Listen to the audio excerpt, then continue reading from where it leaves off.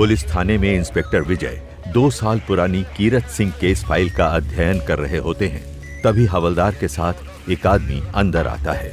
जय हिंद सर, ये मदन सिंह हैं, इसी गांव के रहने वाले, आपसे मिलना चाहते हैं। बैठिए, बताइए बात क्या है। साहब, मैं आपको कीरत सिंह के बारे में कुछ ऐसी बातें बताना चाहता हूँ जो बस मुझे ही पता है।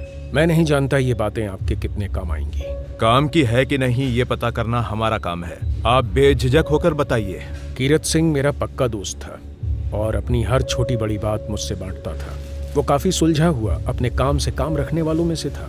पर उसकी बीवी जमुना वो और ही मिजाज की औरत है। कीरत सिंह की इतनी अच्छी जमीन थी गांव में, पर उसकी घरवाली को तो शहर की जिंदगी की चाह थी। जब भी मौका मिलता वो कीरत को जमीन बेचकर शहर में बसने की बात करती।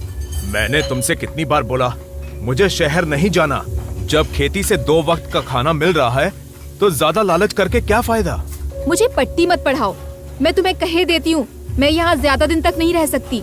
आए दिन उन दोनों में जमीन को लेके झगड़ा होने लगा। कीरत को शराब पीने की आदत पहले इतनी नहीं थी, पर अशांति की वजह से अब वो काफी ज्यादा पीने लगा था। रोज रोज की खिटपिट से तंग आके कीरत सिंह अब खेत पे ही ज्यादातर वक्त बिताने लगा था। मैंने उसे अपनी घरवाली से बात करने को भी कहा, लेकिन कोई फायदा नहीं हुआ। उस बेचारे को तो भनक भी नहीं थी कि उसकी पीठ पीछे उसके घर पे क्या चल रहा है। क्या मतलब? कुछ दिनों से जमुना के हाव भाव में फर्क नजर आ रहा था। कीरत से झगड़ना तो दूर, वो उसकी तरफ मुड़ के भी नहीं देखती थी। एक दिन कीरत ने सच्चाई का पता लगाने की ठानी और अपनी घरवाली को उस चंदन के साथ रंगे हाथों पकड़ लिया। पहले तो उसने चंदन को खूब मारा और फिर जमुना की भी जमकर खबर ली। चंदन कीरत सिंह को देख लेने की धमकी देकर वहां से निकल गया। तब से ही सरपंच और कीरत सिंह के बीच 36 का आंकड़ा चलता था। लेकिन इतना सब होने के बाद भी कीरत की घरवाली और चंदन का मिलना जुलना बंद नहीं हुआ। कीरत सिंह इस बात को लेकर और परेशान रहने लगा था। तभी से उसने और ज्यादा पीना शुरू कर दिया था। ये चंदन आखिर कीरत की घरवाली के संपर्क में आया कैसे? ये सब उस मुई जमीन के कारण। चंदन कीरत सिंह के घर आया था जमीन को खरीदने की बात करने, लेकिन कीरत ने साफ मना कर दिया। पर उसकी घरवाली ऐसा मौका कहाँ जाने देती। उसने कई बार कीरत को चंदन की बात मान लेने को बोला, पर कीरत अपनी पुरखों की जमीन किसी कीमत पर बेचने को तैयार नहीं हुआ।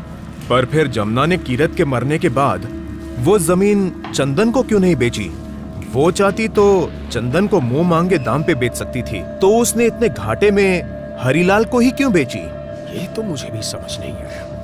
कीरत की मौत के कुछ दिनों बाद ही जमुना ने अपने भाई भजन सिंह की मदद से हरीलाल को ये खेत बेच दिया। ये हरीलाल तो साधारण सा किसान है ना, इसके पास ये खेत खरीदने के पैसे कहाँ से आए? साहू का उधार लिया था उसने साहब, सबको पता है। पर बेचारे की फसल हर बार खराब हो जाती है। मुझे लगता है चंदन ही काला जादू करके हरीलाल की फसल बर्बाद कर रहा है। वरना आप ही बताइए साहब, इतनी अच्छी फसल यूं रातों रात भला बर्बाद होती है? उसकी कोई तांत्रिकों से पहचान भी है। ये सब तंत्र मंत्र टोना टुटका का ही असर लगता है। इस बात ने तो हमें भी चक्कर में डाल रखा है।